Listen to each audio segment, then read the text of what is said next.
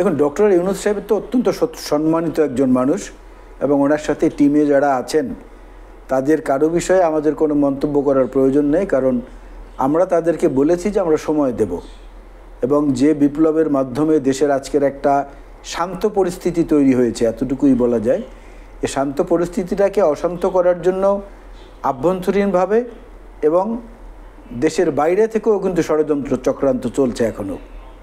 সেজন্যে যথেষ্ট সংযত, ধৈর্য এবং বিচক্ষণতার পরিচয় দিতে হবে এখন প্রত্যেকটি নাগরিককে। শুধুমাত্র ডক্টর ইউনূস কিংবা এই যারা সরকারে আছেন এদের উপর ভরসা করে বসে থাকলে হবে না, সবার এক একজন উপদেষ্টা হিসেবে দায়িত্ব নিতে হবে, যাটার মধ্যে মূল চেতনাটাই থাকবে দেশপ্রেম। এটা হচ্ছে কি অর্থনীতি ভিত্তিক রাজনীতি যেটা, সেটাই এখন সারা বিশ্বে অগ্রাধিকার পাচ্ছে। চীনের মতো সমাজতান্ত্রিক দেশ তারাও কিন্তু এখন ক্যাপিটালিজমের মাধ্যমে তাদের দেশকে সমৃদ্ধ করছে, অথচ তারা বলছে যে আমরা সমাজতান্ত্রিক। সোভিয়েত ইউনিয়নও আপনি দেখেন তারা বড় বড় প্রজেক্ট বিভিন্ন দেশে স্থাপন করছে, অর্থাৎ সেখানেও পুঁজিবাদী অ্যাটিচিউডটা আছে। এই অ্যাটিচিউডের মধ্যে অর্থনীতিটাকে যেভাবে গত 17 বছর ধরে ধ্বংস করে গেছে অতীতের সরকারগুলো, সে জায়গাটায় এই অর্থ ব্যবস্থাটাকে একটা সুন্দর ট্র্যাকে ওঠানোর জন্য ডক্টর ইউনূস হচ্ছেন সবচেয়ে নির্ভরযোগ্য ব্যক্তি।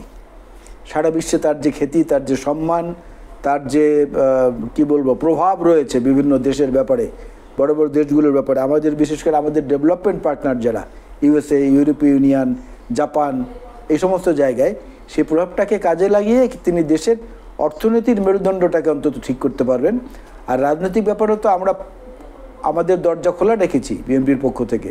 অন্যান্য রাজনৈতিক দলগুলো বলেছে যে আমরা সব রকমের সহায়তা করব এবং ওনাদেরকে সময় দেব। সুতরাং আমার মনে হয় অর্থনীতি ভিত্তিক রাজনীতি যেটা, সেই রাজনীতিটার ব্যাপারে উনি সফল হতে পারবেন ওনার টিম সহ আমাদের সবার সহযোগিতায়। ওনার প্রথম চ্যালেঞ্জটা কি? ওনার প্রথম চ্যালেঞ্জটা উনি অনেকটা উতরে গেছেন।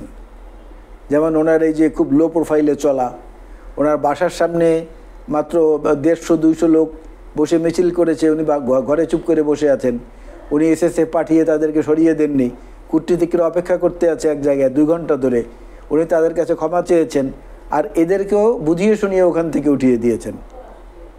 এই যে রাজনৈতিক যে কি বলবো আমি আপনাকে, একটা রাজনৈতিক যে পরিপক্কতা, এটা উনি ইতিমধ্যেই প্রমাণ করেছেন। সুতরাং ওনার জন্য কোনো বিষয় এখন চ্যালেঞ্জ হবে এটা আমার মনে হয় না। উনি ভিভিআইপি প্রোটোকল থাকা সত্ত্বেও রাস্তার মধ্যে ট্রাফিক জ্যামে বসেছিলেন এর মধ্যে 15 মিনিট, এবং বলেছেন যে কেউ এই ট্রাফিক ব্যবস্থায় কারোর উপরে হস্তক্ষেপ করবে না। উনি তাৎক্ষণিক নির্দেশ দিয়েছেন। এইসব জিনিসই তো সাধারণ মানুষ চায়।